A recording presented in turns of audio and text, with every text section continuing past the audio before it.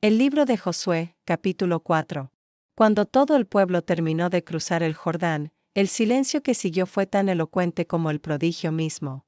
El río había quedado atrás, contenido por la mano invisible de Dios, y la nación entera se encontraba ahora al otro lado, en la tierra prometida. No era solo un cambio de orilla, era el paso definitivo de la promesa anunciada a la promesa vivida. Entonces el Señor habló a Josué y le dio una instrucción precisa. Debía escoger a 12 hombres del pueblo, uno por cada tribu. No eran sacerdotes ni líderes destacados por su rango, sino representantes del conjunto de Israel.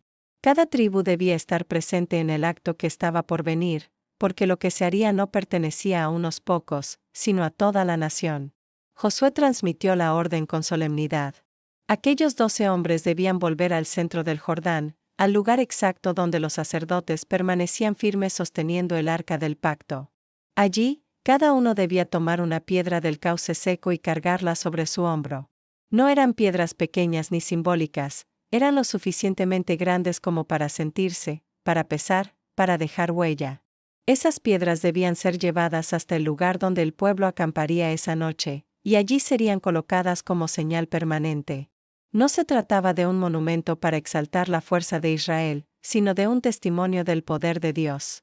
Aquellas piedras serían un recordatorio visible del día en que el Señor detuvo las aguas del Jordán delante de su pueblo. Josué explicó el propósito profundo de aquel gesto. En el futuro, cuando los hijos preguntaran a sus padres qué significaban esas piedras, ellos podrían responder con palabras cargadas de memoria y fe. Podrían contar que Israel cruzó el Jordán en seco, porque el Señor su Dios detuvo las aguas hasta que todos pasaron. Así como había hecho antes con el Mar Rojo, lo había hecho ahora con el Jordán. La intención no era solo transmitir información histórica, sino formar identidad espiritual. El recuerdo debía pasar de generación en generación para que todos los pueblos de la tierra supieran que la mano del Señor es poderosa, y para que Israel temiera al Señor su Dios todos los días. Los hijos de Israel obedecieron fielmente. Los 12 hombres tomaron las 12 piedras del centro del Jordán, conforme a la palabra del Señor a Josué, una por cada tribu. Las cargaron sobre sus hombros y las llevaron al lugar donde acamparon, depositándolas allí como se les había ordenado. Pero Josué realizó también otro gesto, silencioso y significativo. Levantó 12 piedras en medio del Jordán, exactamente en el lugar donde los pies de los sacerdotes que llevaban el arca se habían detenido. Esas piedras quedaron ocultas bajo las aguas cuando el río volvió a su cauce, invisibles a los ojos humanos, pero conocidas por Dios. Era un memorial que no buscaba ser visto, sino recordado en lo profundo. Mientras tanto, los sacerdotes permanecían en el centro del Jordán, firmes, sin moverse, sosteniendo el arca del pacto. No salieron del río hasta que todo se cumplió exactamente como el Señor había mandado por medio de Moisés y Josué. Solo cuando el pueblo terminó completamente de cruzar, Josué dio la orden final. Entonces los sacerdotes salieron del cauce. En el mismo instante en que las plantas de sus pies tocaron la tierra seca de la orilla, las aguas del Jordán regresaron a su lugar y volvieron a fluir con fuerza, como antes. El milagro había cesado, pero su efecto no se borraría jamás. El pueblo cruzó el Jordán el 10º día del primer mes y acampó en Gilgal, al oriente de Jericó. Allí, Josué levantó las 12 piedras que habían traído del río. Gilgal se convirtió así en el primer lugar de memoria en la tierra prometida, un punto de anclaje entre el pasado y el futuro. Josué habló al pueblo y les recordó el significado de aquellas piedras. Cuando en el futuro sus hijos preguntaran qué representaban, debían explicarles que Israel había cruzado el Jordán en seco.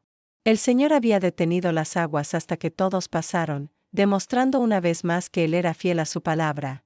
El relato concluye subrayando el propósito universal de aquel acto. No solo Israel debía recordar, sino que todos los pueblos de la tierra debían saber que la mano del Señor es poderosa. Y, al mismo tiempo, Israel debía aprender a temer al Señor su Dios siempre. La memoria del milagro no debía conducir al orgullo, sino a la reverencia. Así, el capítulo termina sin batallas ni conquistas, pero con algo igual de esencial, la construcción de la memoria. Antes de avanzar contra Jericó, Dios quiso que su pueblo se detuviera a recordar. Reflexión. Josué capítulo 4 es un capítulo sobre la memoria sagrada. Después del milagro del cruce del Jordán, Dios no impulsa inmediatamente al pueblo hacia la siguiente victoria, sino que lo invita a detenerse y recordar. En la lógica divina, la memoria no es un lujo, sino una necesidad espiritual. Las 12 piedras levantadas en Gilgal representan la fe que se hace visible.